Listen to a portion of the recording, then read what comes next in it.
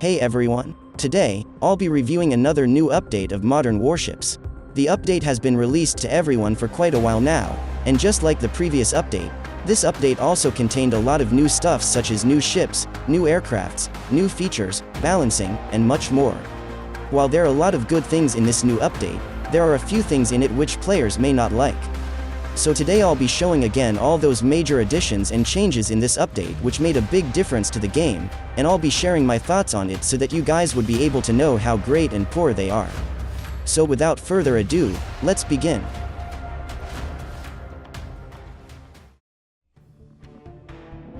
First, we'll talk about the new items and ships first. For the ships, there are two new ships added in the game, which is the SMX-25 submarine and the aircraft carrier USS Enterprise. Both ships have a very stunning appearance, but what I like the most is the submarine because it looks very futuristic. USS Enterprise is nicely modeled and it looks impressive, but I'm not a huge fan of it because it's basically just USS Gerald R. Ford but a lot bigger and powerful. For the stats of the ships, the SMX is quite different from any submarines in Tier 3. It has a much higher speed, higher maneuverability, and despite being a naval vessel designed to operate underwater, it is equipped with anti-air weapons. However, its durability is quite weak, it is almost the same as the USS Ohio. On the other hand, USS Enterprise has a stats that is much greater than the Russian assault carrier RF Storm. But in terms of power, it is quite arguable. As for the price, SMX is a free ship, but first, we must complete all stages in the Battle Pass before we'll be able to acquire it. It's a nice deal and it's definitely worth spending time completing the stages, especially if you're a hardcore submarine user. This is truly an absolute win for free-to-play players. But for USS Enterprise, it's different, and it cost $120 million. For me, I think the price is a bit high. The Enterprise does have more aviation and it has a much better stats if we compare it to Storm. However, Storm has missiles and locked air-to-air missile as its air defense, which are the things that Enterprise doesn't have, and if you've seen my previous video which is about the battle between Enterprise and Storm, Enterprise lost against Storm, and that proves that Storm's advantages are a much better advantages. Also, the Enterprise doesn't have a weapon that is specifically for the ship, it only uses existing armaments in Tier 3. Now I might be wrong with my opinion on its price considering that Enterprise is a future Tier 4 ship. It may receive new and powerful armaments once it is transferred to Tier 4, and it might help justifying the price of the ship, but I'll stick with my opinion until that time comes. There's no new weapons that is added in this new version, however, there are a few aircrafts that was added. One of the new aircrafts that was added is the MUH-1, which is a helicopter for the CVX.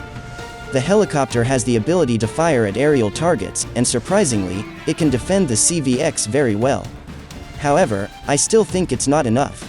The 3 helicopters should be in a single squadron so that we will be able to effectively control all 3 helicopters at the same time like the fighter jets of aircraft carriers, because it's really impossible for us to effectively control all of them with the current system. The only one who's currently controlling it is the AI, and they can't always be reliable in the battle. Another helicopter that was added in the game is the AP Phoenix. The helicopter looks very cool, it looks very menacing, its armaments are not bad, and its stat is very impressive, the durability is much greater than Black Ghost, and the speed is so much better than the Osprey, the legendary hero helicopter Raider, and the WZ-19. It is most likely that the range of this helicopter is rubbish, but with all the things it offers, it's not a very big deal as we have most of that stats we needed. Now to obtain this helicopter, we have to purchase the VIP pass of the Battle Pass with real money. The price is high, but considering all the things you would receive from it, it is very fair. Another aircraft that was added is the KUSFC, which is a South Korean drone that is very cool and quite special because it's also a micro-bomber at the same time. This micro-bomber has more durability than the Russian bomber Pak-Da, but it doesn't have all of the armaments of an actual bomber. However, it is still great because what it currently has is more than enough to fulfill its duty as a drone. In this version, they improved some of the old mechanics of the game. First is that they've enabled 2 squads of players to face each other in combat. This was impossible back in the previous versions of the game. When a squadron of players enters in a battle, they will only fight against solo players, and because of it, they'll usually get a lot of easy wins as most random teams doesn't have a coordination. This is a really great improvement because it enables us to have a more challenging, fun, and fair battles in the game. They've also reworked the cameras of helicopters to more realistic angles. For me, the new perspective is so much better than before, and I really liked how it looks, and I think it makes the helicopter a lot more intense and realistic to use. They've also added a clear perspective for dropping bombs to all aircrafts. Back then, the only aircraft which has this feature is the bomber. Other aircrafts doesn't have this feature, even though they are equipped with bombs. This feature is extremely useful as it allows us to see where the bombs will land, and we'll be able to aim the bombs properly and effectively hit our targets. I'm very glad that they've finally added this feature to all aircrafts. They've also added speed in the description of missiles. It's a little feature, but it's also quite useful, because you'll now be able to know how fast exactly the missiles are without doing any computations, and you don't have to waste your money first just to test how fast exactly the missiles are. Another thing they've added is the obstacles and mountains in the radar.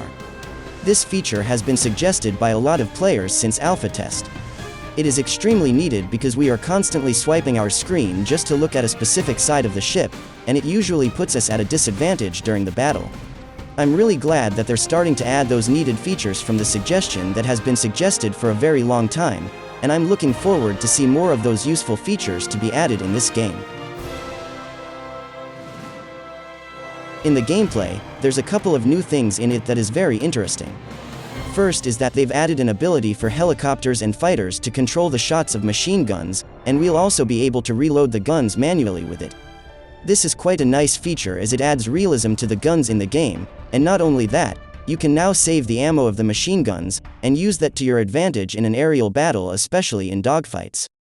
However, I find it difficult to use the machine guns of helicopters in an anti-submarine warfare, because you can't fire the machine guns continuously without a single press of a button anymore. You have to always adjust your aim, and pause a shot every time you're chasing a submarine, or else, you'll never effectively hit the target with it. Maybe adding an option to fire the guns continuously in a single press of a button would help, but I'm not sure about that. Maybe I'm just bad in using this new feature. Let me know guys on what's your experience on this new feature. I'm very curious. They've also added an option to remove the interface in the battle by using a special button. This is a nice and useful feature for people like us that make videos on Modern Warships, because it enables us to be more creative in creating videos about this game, and we'll be able to deliver amazing contents which will satisfy everyone that likes to play this game. They've also made a lot of changes for the balance of the game. One of the things which they adjusted for the balance of the game is the capability of helicopters to support their ships. Now they've become a very serious threat that players must now take them down as soon as possible. This is a good adjustment because helicopters in the previous version are almost useless after early game. They get taken down too easily because they can't defend themselves, they deal little damage, and they have a very low durability. I think it would also be pretty nice if they could also enable them to effectively do anti-submarine warfare on their own. The only thing which helicopters can do in anti-submarine warfare is dropping torpedoes. Other than that, you have to manually do it by yourself, which is a bit of a hassle thing to do, especially if you're also busy fighting other ships. Another thing they changed is the air defenses of Yamato. Yes, they finally tackled it. There have been a lot of people requesting buff for Yamato, and the developers finally accepted it. However, the ship only receive a little buff for its air defense. I think that the buff is a good idea because Yamato really has a weak air defense. It can even hardly harm the Black Ghost at a very close distance in the previous versions.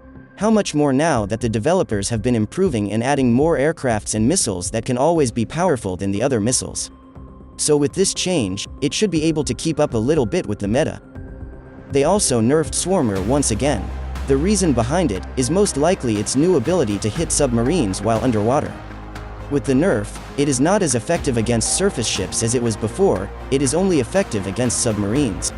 For me, I think the nerf was a good idea since submarines are weaker than surface ships, and they don't have other countermeasure against missiles other than their flares. I'm aware that they deal a lot of damage with their Trident missile, but surface ships can intercept them with their air defenses, and if that's not enough, they could also use their flares. That's why I think it's just right for the missile to receive another nerf. Lastly, the Trident missile originally received a buff, however, it was recently nerfed. Nerfing the missile was always the right decision because it's very obvious that it will allow submarines to dominate the match again with little effort since Swarmer became incredibly weak. I really don't have a single clue on why they even buffed it in the first place, but regardless of what they've done, it's great because they actually took action immediately, instead of making the players suffer the problem until the next update. In the graphics, there are only few things in it. First is that they've added 90 and 120 FPS mode for super devices. Obviously, I can't tell how great exactly this is, because my device can only handle 60 FPS at its best. The only thing I could say about this is that it is great because it allows everyone who has a powerful phone to have the best experience of the game. There's also a few effects that was added and improved. First is that they've added hot engine effect during flight of helicopters. Together with the new perspective, it made helicopters a lot cooler and more realistic than ever. I really like how things turns out for helicopters in this new version. They've also added an effect that enables missiles on pylons to run out and hide after the shot for helicopters and planes. It's a great little detail that adds a little bit of realism to the aircrafts. This one is what I like the most because the devs tackles the thing that I mentioned in the previous update review, and that's the weak nuclear explosion. In this new version, they really made it look better and made it fade away a little longer. Now it looks very cool, and I think it is so much better than the previous versions. Aside from the new ships and weapons, the Battle Pass is also one of the highlights of the new update. I've already made a video about it, and it seems like the mechanics and prices which I mentioned in the video is not changed. Price and the rewards remains fair and awesome. Now I've seen a lot of people that keep saying that this feature will turn the game to pay to win, but honestly, that is just an excuse for how terrible they are at this game. I've already said this before, but I'll say it again, I don't think that with this feature it will turn the game to pay to win, unless if they add weapons that are incredibly powerful, and can only be defeated by a player who also has those weapons, then my view for this game would definitely change.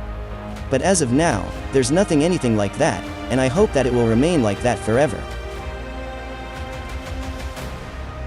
Overall, I think the update is great, and I think it is much better than the previous update because this one brought a lot new things that is very helpful to the players. The update did also added some new ships and aircrafts in the game, and I do find it great, but at the end of the day, you'll never be able to fully enjoy those new stuffs if there are still flaws in the gameplay of the game that are affecting them. One of the flaws of the gameplay of the game is my only most major concern for this update, and that would be the gameplay of aircraft carriers. There have been a lot of carriers added in the previous updates, and the developers even announced 2 more carriers that is coming to this game, but their gameplay is still horrible. I have already mentioned and explained this issue since my first review of the game, and still nothing, and they keep on adding more carriers in the game. The issue of the gameplay of carriers is basically the inability of aircraft carriers to defend themselves at the beginning of the match, and their inability to fight their enemies if they spawn in the side of map that could only consist of 1 or 2 players, which is incredibly annoying, frustrating, and unfair. I really hope that this problem will be resolved very soon, because it's very awful that you get beaten right after you spawn in the match, and as far as I have observed, it's the only ship that has problems in the gameplay. The submarines already got their improvements, they've become really effective that people now find them incredibly annoying in the battle. I really hope to see the aircraft carriers to also shine in the battlefield just as much as the submarines, but also maintaining the balance of the game.